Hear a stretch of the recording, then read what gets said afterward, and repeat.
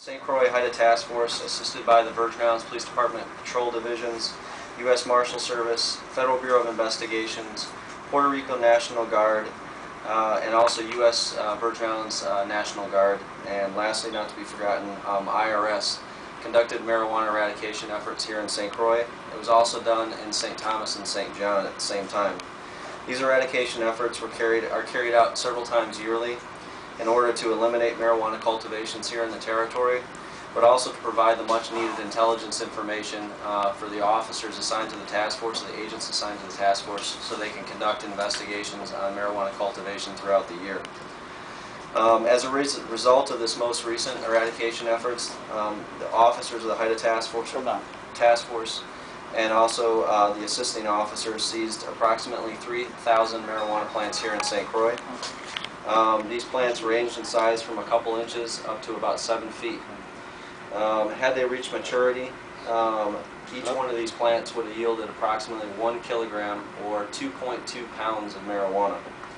Marijuana is a unique drug because the fair market value of marijuana totally depends on the quality and the type of marijuana. To give you an example, some marijuana may sell for as cheaply as $70 a pound, where top quality marijuana can go as high as $4,000 a pound. We saw it pretty much across the board and have, in previous marijuana eradications efforts, seen all types of marijuana quality, even the highest quality.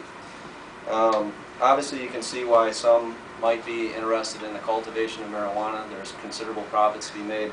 However, I would warn the community that it comes with a tremendous risk.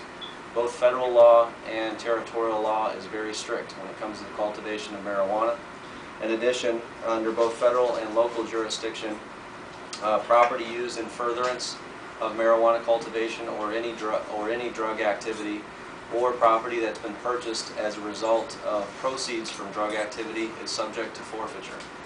The Haida Task Force has been very successful in years past in the seizure of property under both of these statutes, and they will continue to do so in the past.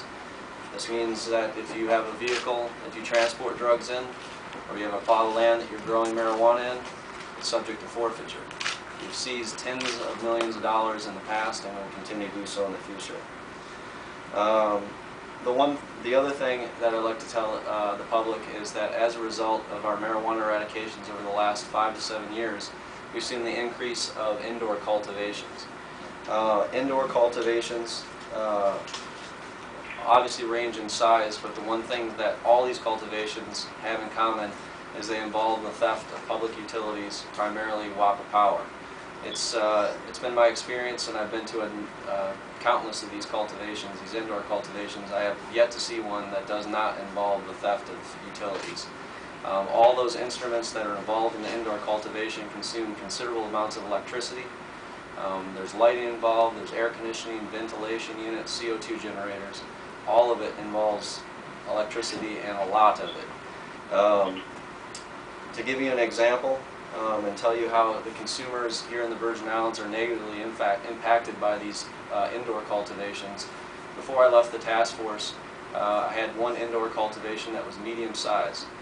We had WAPA, Water and Power Authority, come out and do monitoring of the lines to determine how much electricity the cultivation was utilizing.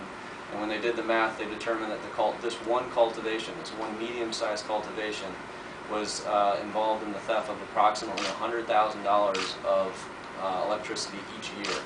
And that's just one, medium size. So you can see why how the community is negatively impacted by these indoor cultivations. And also there's an environmental impact that we see as a result of the outdoor cultivations. Many of these outdoor cultivations are on plots of land that aren't obviously frequented by people quite often. A lot of times they bring in fertilizer, then pesticides and so forth. A lot of it gets dumped into the soil and it affects the groundwater. But in addition, we see them bring in, potting soil, bags, instruments to carry water, tons of pots. A lot of times water jugs are brought in each day and just abandoned on the property when they're done. So it negatively impacts the community in that regard. We obviously are appealing to the public that if they have any information about cultivations of marijuana, either indoor or outdoor, We'd ask that you come forward with that information. The HIDTA task force here in St. Croix can be reached at phone number 692-9500, and of course we always recommend calling Crime Stoppers. If you have any information concerning indoor cultivations, we will hold it in the strictest of confidence. We have lots of people that call into the task force or call into Crime Stoppers. It's obviously an instrument that has been extremely successful for us in the past. At this time, I'd like to introduce Special Agent and Resident Agent in Charge, Timothy Williams of the DEA. And we would open the floor to any questions that you might have about this operation or operations in years past.